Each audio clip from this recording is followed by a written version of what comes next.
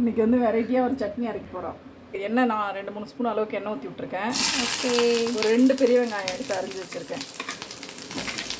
Ton.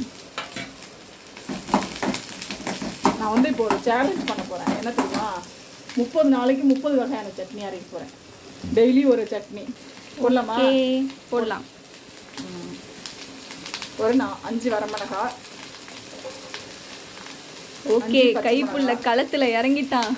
அவன் இனிமேல் நிற்க மாட்டான். அவனை யாராலையும் நிறுத்தவே முடியாது. நீங்கள் ஒரு 10 பல்லு பூண்டு சின்ன சின்னதாக, பெருசாக இருந்தால் கம்மியாக போட்டுக்கலாம்.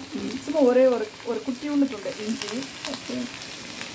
கொத்தமல்லி இருந்தால் போட்டுக்கோங்க, இல்லைன்னா வேண்டாம், ஒன்றும் பிரச்சனை இல்லை. இது எதுவுமே இல்லைன்னாமா அது அப்படிதான் கொஞ்சம் அப்படி எப்படி மேனுஃபேக்சரிங் டிஃபெக்ட். கொஞ்சம் கருவேப்பிலை, ஒரு 1/2 ஸ்பூன் அளவுக்கு ஜீரகம் போட்டு அவ்வளோதான். கொஞ்சம் வதங்கினே போதும்.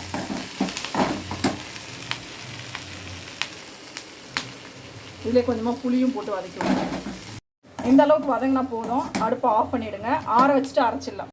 ஆறினோடனே மிக்ஸி ஜாரில் போட்டு தேவையான அளவு உப்பு போட்டு விட்டுருங்க. அரைச்சிட்டு வந்துடலாம். அந்த வானலியை சுட வச்சுட்டு கொஞ்சமாக ஒரு 2 ஸ்பூன் அளவுக்கு எண்ணெய் ஊற்றி விட்ருங்க.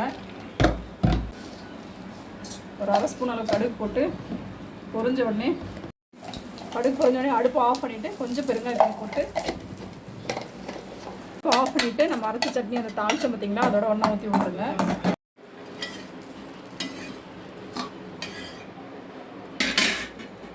ஊற்றிட்டு இந்த சட்னி வச்சு